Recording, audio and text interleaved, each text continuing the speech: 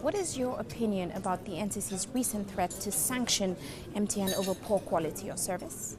I'm not sure any operator would deliberately offer poor service to its customers when it is very obvious that that customer has a choice. The operator would like to keep his customer, would like to even attract more customers by offering good services. So if an operator is not doing that, then obviously there are some challenges. And in some cases, in most cases, those challenges are beyond the operator. There are situations where there could be negligence and all those stuff. Maybe those could attract sanctions.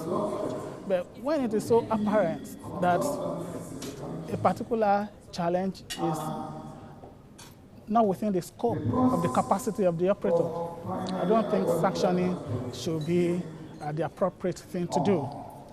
I think rather the regulator should sit down with the operators, identify those challenges, and figure out how to overcome the challenges. Poor service quality is still a major issue for subscribers in Nigeria. What are some of the challenges that operators are facing? Let's face it, the poor quality of service is a factor of low capacity, probably more traffic than the capacity of the network. I mean, that's the basic. And how do you tackle that kind of challenge? More investment by expanding the capacity. You put more money in. But the money that could be reinvested is being taken away by taxes. So if government can realize that we need those money back into operation rather than going to government, maybe the better. So, and that is why I will also always ask for discussion, dialogue, so that both government and operators and even consumers can see things from the same perspective. Because sometimes you may not even know the implication of what you are doing.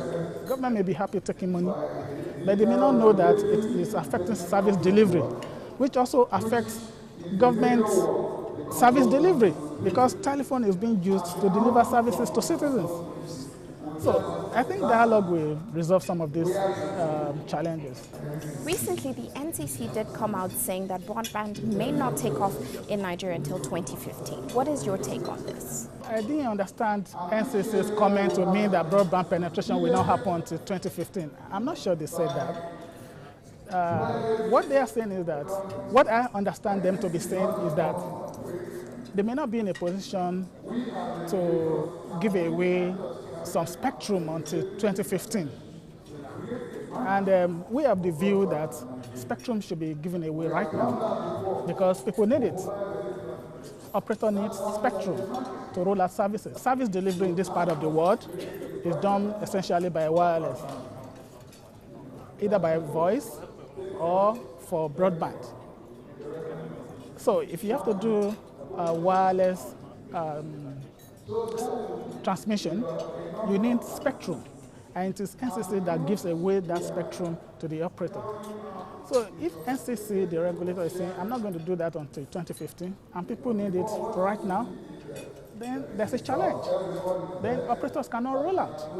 So that is why we are asking that they reconsider that position and give away spectrum, frequency, to operators that are ready to deploy right away.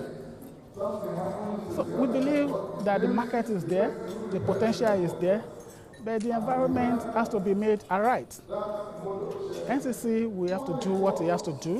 One, give out spectrum when it is needed, which is now. What are some of the incentives that operators would like to see for broadband network rollout?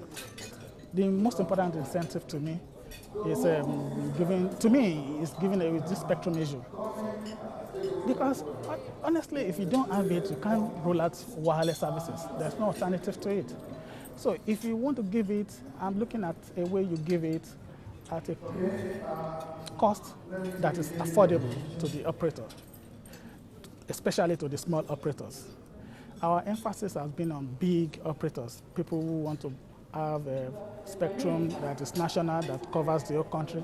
But there are pockets of small operators that will fill the gap, especially in areas that are not attractive to the big operators, the unserved areas, the underserved areas, that small operators can move in.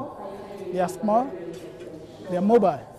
They can easily move into all those small areas, but they need incentive. So incentive like some free spectrum, if it is possible, and I know it is possible, could be given to such small operators to move into the rural areas. And a major incentive again is about this tax issue. It should be addressed. Double taxation should be addressed. And as a matter of fact, I'm asking that tax holidays be given to broadband operators. We did it for the GSM operators. The first 5 years of their operation, they paid no tax. And it worked. It was a big incentive for them. The money they are making, they are reinvesting it back into the system. They are expanding their network. We are asking that another phase be opened for broadband operator, whether it is the existing telephone operator that is upgrading to broadband. They should be giving those tax incentives